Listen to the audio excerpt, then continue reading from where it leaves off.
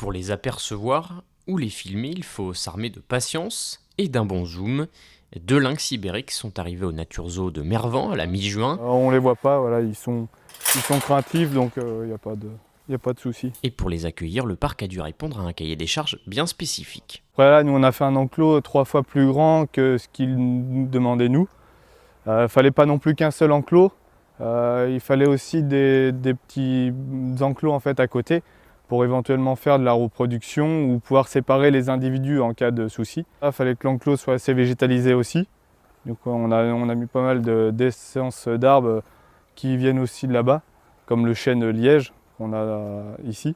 Et c'est des animaux aussi qui sont habitués à manger des proies vivantes. Du coup, nous, voilà, fallait qu'on respecte ça aussi.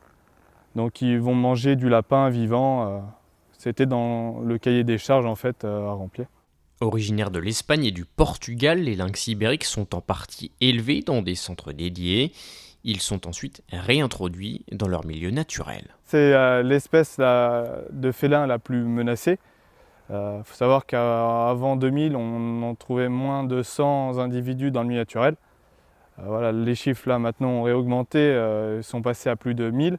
Pour que l'espèce soit vraiment sauvée, il faudrait qu'il y ait plus de 3000 à 5000 individus en fait. Et pour y contribuer, le parc espère à l'avenir accueillir de nouveaux lynx et donner naissance à de nombreux autres. Alors dans un premier temps, là, voilà, on a une femelle on va dire, qui a fait son travail dans la réserve où elle était, dans le centre. C'est une femelle qui a eu à peu près 14 à 15 petits, qui ont presque tous été réintroduits. Une fois que la femelle va mourir, on en recevra sûrement d'autres. Et c'est à ce moment-là qu'on commencera la reproduction pour les lynx ibériques. Parce qu'on est vraiment le seul parc en France et en Europe, à part l'Espagne et le Portugal, en fait, à en avoir. Des lynx qui attirent déjà, notamment des amateurs de félins venus les photographier. Mais en raison du pass sanitaire et de la nature craintive de l'animal, le parc estime qu'il est encore trop tôt pour juger l'impact de l'arrivée de ces nouveaux occupants sur la fréquentation.